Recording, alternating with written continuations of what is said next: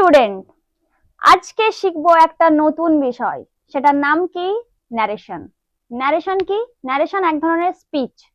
যেই স্পিচ কি করা হয়, যে স্পিচকে দুভাবে বলা যায়। কিরকম ভাবে? ধরো আমি আমার বন্ধুকে বলছি যে জানিস আমি এটা করব বা এটা পছন্দ করি বা এটা করেছিলাম। এবার আমারই একটা বন্ধু ধরো অন্য কারোর কাছে গিয়ে কি করছে, ওই কথাটাকেই কি করছে, ঘুরিয়ে বলছে জানিস সে বলেছে সে নাকি এরকম করে। তাহলে কি আমার কথাটা আমি আলাদা ভাবে তাকে বললাম, কিন্তু সে যখন বলছে সে বলছে কি যে সে বলছিল। তো এই যে পার্থক্যটা, এই পার্থক্যটা একটা পার্ট হলো ডিরেক্ট, যেটা আমি ডিরেক্টলি বললাম। এবার আমার কথাটা যখন অন্যজন গিয়ে থার্ড পার্টি কাউকে শোনাচ্ছে, তাহলে সে কি বলছে? সে যেটা বলছে সেটা ইনডাইরেক্টলি বলছে, কারণ আমার কথা তো আমি বলে দিয়েছি।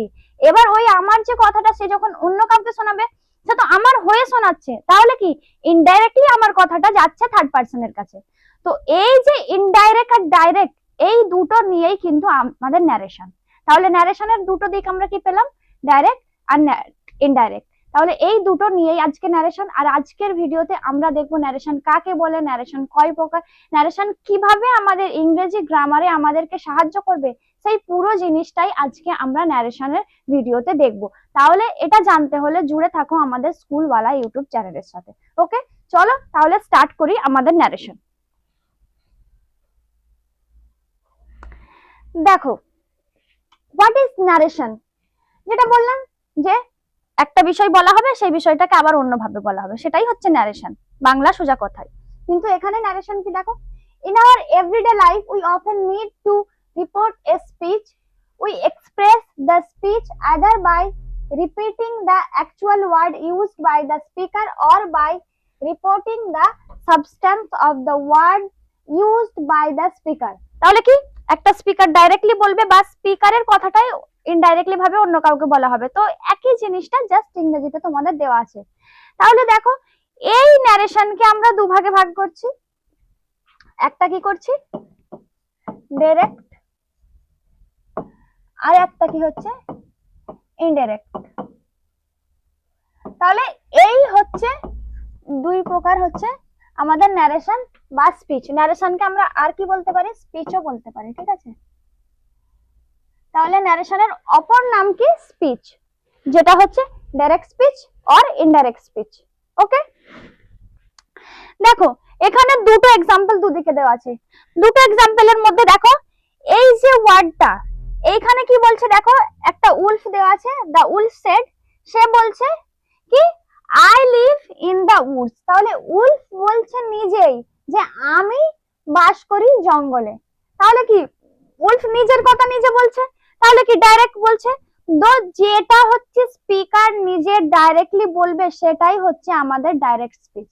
ওকে, আর যেই কথাটা দেখো এখানে এক্সাম্পলটা কি আছে, তাহলে এটা যখন ঘুরিয়ে বলবো কিভাবে, the wolf said that he lived in the woods. তাহলে কি উলফ বলেছিল যে সে বাস করে জঙ্গলে। তাহলে দেখো এটা ইনডাইরেক্টলি ভাবে ঘুরিয়ে বলা হচ্ছে। তাহলে উলফের কথাই কিন্তু দু জায়গায় হচ্ছে, এটা ডাইরেক্ট ভাবে সে নিজে বলছে, আর এটা কি, এটা রিপোর্টেড মানে ঘুরিয়ে বলা হচ্ছে।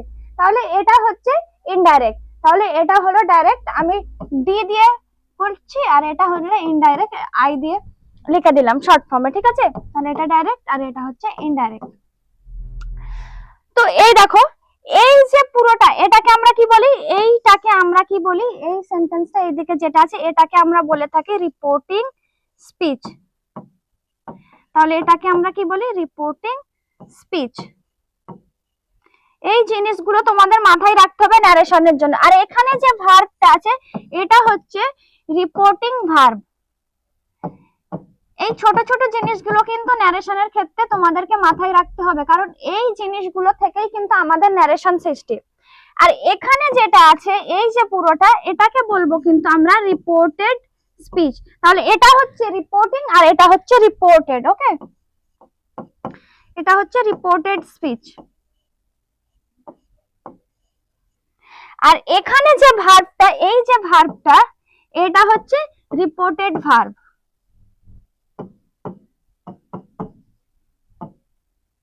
Reported verb. তাহলে বোঝা গেল একটা ন্যারেশনের মধ্যে আমরা কতগুলো জিনিস পেলাম। এখানে যে স্টেটমেন্ট আছে এটা হচ্ছে রিপোর্টিং স্পিচ, এই স্পিচটা, আর এর মধ্যে যে ভার্বটা আছে এটা হচ্ছে রিপোর্টিং ভার্ব, আর এইখানের মধ্যে যেটা আছে এটা হচ্ছে রিপোর্টেড স্পিচ, আর এটা হচ্ছে রিপোর্টেড ভার্ব। তাহলে এই জিনিসটা কিন্তু তোমাদের মাথায় রাখতে হবে। আরেকটা জিনিস আমাদের মাথায় রাখতে হবে কি, যে আমরা ডাইরেক্ট স্পিচে আমাদের যদি সিম্পল পাস্ট থাকে বা সিম্পল প্রেজেন্ট থাকে, তাহলে কিন্তু প্রেজেন্ট থাকলে আমরা এখানে কিন্তু পাস্ট করব অলওয়েজ, এটা আমাকে মাথায় রাখতে হবে। তাহলে ডাইরেক্ট স্পিচটা যেই টেন্সে থাকবে, ইনডাইরেক্ট স্পিচটা কিন্তু সেই টেন্সে থাকবে, খালি প্রেজেন্ট থাকলে পাস্ট হয়ে যাবে। ওকে, এটা কিন্তু মাথায় রাখতে হবে। দেখো এখানে সেম ভাবে কিন্তু এখানে লিভ আছে, এখানে লিভটা দেখো এইখানে কিন্তু লিভড হয়ে গেছে, তাহলে কি এটা দেখো সিম্পল প্রেজেন্টে ছিল, এটা এখানে গিয়ে কিন্তু সিম্পল পাস্টে হয়ে গেছে। বুঝে গেল? ক্লিয়ার? তাহলে এই জিনিসটা আমাদের কিন্তু ন্যারেশনের ক্ষেত্রে মাথায় রাখতে হবে।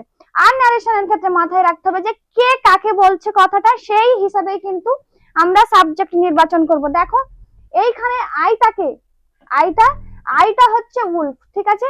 ওই জন্য এখানে দেখো এইখানে ইনডাইরেক্ট স্পিচ আমরা কি করলাম, তাহলে উলফের বদলে আমরা কি করলাম, উলফকে আমরা হি দিয়ে সম্বোধন করলাম। তাহলে কে বলছে, সে বলছে, তাহলে উলফটা এখানে তাহলে সে থাকে। ক্লিয়ার? তাহলে একটা ন্যারেশনের মধ্যে আমরা কত কি জিনিস পেয়ে গেলাম, reporting verb and reporting speech পেলাম, আর রিপোর্টেড ভার্ব রিপোর্টেড স্পিচ পেলাম। আর কি পেলাম, যে আমাদের ওখানে টেন্স অনুযায়ী এখানে আমরা চেঞ্জ করব, প্রেজেন্টে থাকলে পাস্টে করব। ওকে, তাহলে এই বিষয়টা নিয়েই কিন্তু আমাদের ন্যারেশন। দেখো এখানে কিন্তু তোমাদের নোটে একই জিনিস বলা আছে, যেটা আমি তোমাদের এখানে বোঝালাম। কি বলছে দেখে নেই। In the sentence 1 under A, the actual words of the speaker, তাহলে স্পিকার যেটা অ্যাকচুয়াল ভাবে বলছে সেটা কিন্তু এখানে আছে। আর দেখো কি বলছে, the wolf, I live in the woods, তাহলে কি স্পিকার ডাইরেক্ট বলছে যে আমি ওখানে বাস করি। যেমন আমি যদি এখন ডাইরেক্ট বলি যে আমি তোমাদের পড়াচ্ছি, কিন্তু তোমরা যদি এটা তোমার কোনো বন্ধুদের শোনাও, কি বলবে, যে আমাদেরকে পড়ান উনি, এটা ঘুরিয়ে বলবে, তাহলে ওটা হয়ে যাবে ইনডাইরেক্ট। এখন আমি যেটা বলছি সেটা হচ্ছে ডাইরেক্ট। বুঝে গেল? এই একই জিনিস এখানে বলছে উল্টা। তারপরে কি বলছে দেখো, in the sentence 1 under B, the substance of the word used by the wolf is only reported, তাহলে এটাকে রিপোর্টেড ভাবে ঘুরিয়ে দেওয়া হচ্ছে, মানে তার কথাটাই ঘুরিয়ে বলা হচ্ছে। একই জিনিস এখানে নোটের দ্বারা দেওয়া আছে। ওকে, দেখো এখানেও আরেকটা এক্সাম্পল দিয়ে তোমাদেরকে বলা হয়েছে। দেখো ডাইরেক্ট আমি যেটা ওই পেজে বললাম, ইনডাইরেক্ট একই জিনিস, তাহলে ডাইরেক্ট নারেশন ইনডাইরেক্ট নারেশন। দেখো example, the dog said I am a bit by fires, তাহলে কি বলছে, কুকুরটা নিজে নিজে ডাইরেক্ট বলছে, তাহলে কি ওই স্পিকার ও নিজের কথাই বলছে, তাই কিন্তু এটা আমাদের ডাইরেক্ট স্পিচ। কিন্তু এখানে বলছে দেখো, দ্য ডগ সেড দ্যাট, এবার কিন্তু হি হয়ে গেল, এখানে কিন্তু আর আই নেই। দেখো এখানে কুকুরটা নিজের কথা বলছিল তাই আই ছিল, এখানে কিন্তু কথাটাকে জাস্ট একটু ঘুরিয়ে বলা আছে ইনডাইরেক্টলি, এখানে হি হয়ে যাচ্ছে দ্য ডগটার ক্ষেত্রে। তো এই হচ্ছে আমাদের ন্যারেশনের মেন মোটিভ, আর এই হচ্ছে পুরো ন্যারেশন। ওকে, তাহলে দেখো আমাদের ন্যারেশনের ক্ষেত্রে তাহলে কি কি মনে রাখতে হবে, এইখানে দেওয়া রয়েছে। দেখো the direct narration has to parts, দুটো পার্ট থাকে, যেটা আমি বললাম, একটা রিপোর্টিং আর একটা রিপোর্টেড। স্পিচ ভার্ব দুটো একই জায়গায় সেম, খালি রিপোর্টিং এদিকেরটা ওদিকেরটা রিপোর্টেড। ক্লিয়ার? মাথায় ঢুকলো? ওকে, দেখো reporting verb the dog said, দেখো এই সেডটা আমি বলেছিলাম রিপোর্টিং ভার্ব, আর এই পুরোটা হচ্ছে reporting speech. Clear? Reported speech I am a bit fires, দেখো এটা আমি বলে দিয়েছিলাম যে এখান থেকে এই এতটা তাহলে কি হচ্ছে রিপোর্টেড স্পিচ, আর এর মধ্যে যে এই ভার্বটা তাহলে কি হচ্ছে reported verb. Now study the change that take place in the reported speech. এবার দেখো এখানে যে প্লেসটা চেঞ্জ করলে একই ভাবে এখানে কি ছিল, দেখো আই অ্যাম, ওইখানে হয়ে গেল কি হি ওয়াজ, তাহলে এটা কি আছে, আই অ্যাম থেকে হি ওয়াজ, অ্যাম হলো না, আর ইজ হলো না, কি হলো, ওয়াজ হয়ে গেল, পাস্ট টেন্স হয়ে গেল। কেন পাস্ট টেন্স হলো, কারণ আমাদের দেখতে হবে এটা কি টেন্সে আছে, তাহলে এটার উপর ডিপেন্ড করে আমার কিন্তু এখানে মেনলি চেঞ্জ হয়। ওকে, ক্লিয়ার? চলো